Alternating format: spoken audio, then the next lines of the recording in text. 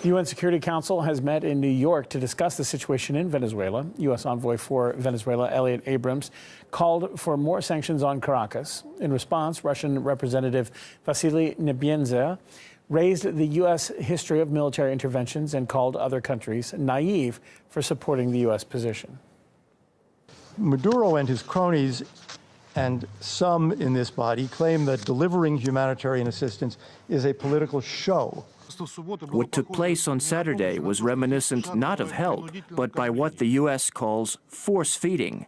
Apparently, having trained on Guantanamo prisoners, the American authorities decided to force-feed the whole country. We ask that others join us in sanctioning those who've been involved in the violence over the last weekend. Instead of a hypocritical attempt to introduce assistance for $20 million, it is necessary to lift the blocking of accounts of Venezuelan state-owned enterprises in American banks, which totals $11 billion. What about Venezuelan gold in Great Britain? Washington and London just recently stole $30 billion from the Venezuelan people in oil and bank assets. A lot of money is owed to Russia, and you are no doubt worrying whether that money is going to be repaid. I am addressing the countries that have supported the self-proclaimed president, Juan Guaido. Are you so naive that you think you have immunity from things like this? Do you think that you will not be next in line? I reject from top to bottom accusations of military intervention from a country that is occupying the territory of Georgia and Ukraine, in South Ossetia and Abkhazia, in Crimea. Against the background of what you are doing in Venezuela, your accusations just sound ridiculous.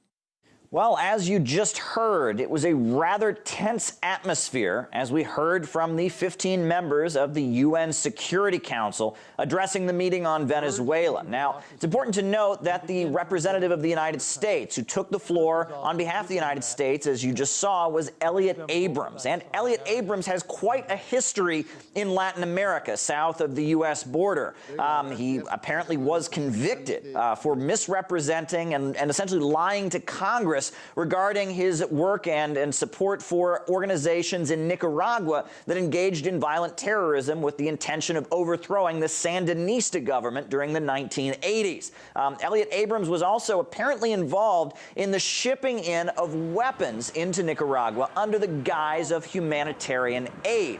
Now, the foreign minister of Venezuela spoke, and he pointed out that these humanitarian aid convoys seem to have some rather suspicious content. Here is what he said.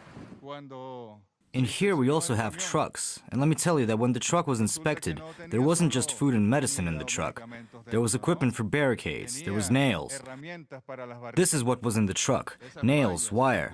When security forces inspected, this is what they found. We have information from friendly countries, like Cuba and Russia, that weapons are being bought in Eastern Europe to be given to the opposition, with the aim of staging an armed intervention in Venezuela. So he was going over the fact that it appears that these trucks, supposedly containing humanitarian aid, had other content within them, content that could have been used for violence and destabilization in Venezuela. He also brought photographs before the UN Security Council showing and seeming to indicate that essentially these aid trucks that were caught on fire were lit by anti-Maduro and anti-Venezuelan government activists. He also showed photographs of various Molotov cocktails, flaming bottles that were brought to the event for the purpose of lighting a fire and causing unrest. He essentially argued that this was a provoked situation and that Venezuela was being provoked on its borders.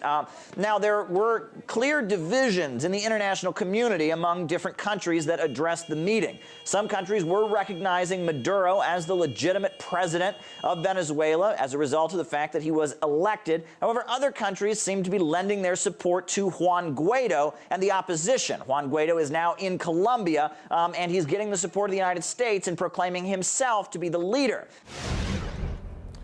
To discuss the showdown in the Security Council, we have Gabriel Hetland, who is the Assistant Professor of Latin American Studies at the State University of New York. Thanks for being with us here on RT International. So, Glad you.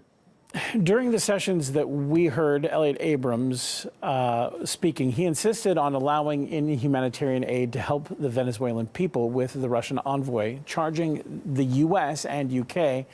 with stealing $30 billion of the country's oil and bank assets. Do you think the U.S. position is hypocritical in this case? It clearly is. The U.S. is engaged in oil sanctions against Venezuela, which is by far and away the main source of revenue for the entire country. And that's going to be costing the government, even people who are, very strong critics of the Maduro administration, such as Francisco Rodriguez of Torino Economics, says that's going to cost the government billions and billions of dollars and could easily lead to a famine. So then turning around and offering supposed humanitarian aid is the essence of hypocrisy on the part of the U.S. So Abrams also said that more sanctions against Venezuela are coming. How do you think that this will influence the Venezuelan economy? The economy has been in a tailspin for years and years, but particularly since August 2017, when the U.S. tightened sanctions and effectively prevented Venezuela from securing debt in most of the world, the economy's gotten even worse. And so any further sanctions that target the economy will harm ordinary Venezuelans profoundly, and there's a real risk of famine if sanctions continue for a long time. Well, Venezuela's foreign minister showed pictures of trucks, which he said were U.S. aid trucks, but were actually filled with wire and nails. And of course, wire and nails doesn't always necessarily say nefarious activity, but is it at least suspicious? Certainly. I haven't seen the images, and I can't comment exactly. What I've seen suggests that the trucks had mostly food. They didn't have medicine as they were supposed to have. This is according to a Twitter feed from a New York Times reporter who actually was down there. But obviously, I think the U.S. has a history of using humanitarian aid for nefarious purposes, so that can't be discounted. And more than that, I mean, we don't need to sort of parse tea leaves to know that the U.S. is openly calling for regime change in Venezuela, and the humanitarian aid is clearly and very openly, explicitly designed to bring that about. So it's not a secret that the U.S. Is not primarily interested in helping the Venezuelan people, but rather in removing the government of Nicolas Maduro, who I myself have strong critiques of, but don't think the U.S. has a right to be involved in regime change with. All right, now the Trump administration says Cuba and Nicaragua are next. Whatever that means. Are the countries supporting Guaido acknowledging Washington's right to choose the governments of other nations as well?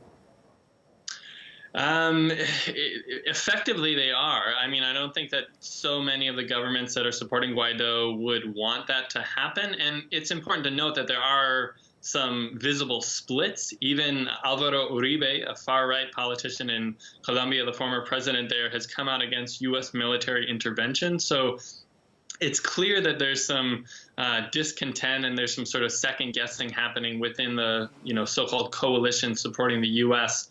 But if they go through in supporting that, they would effectively be sanctioning the U.S.'s ability to engage in regime change.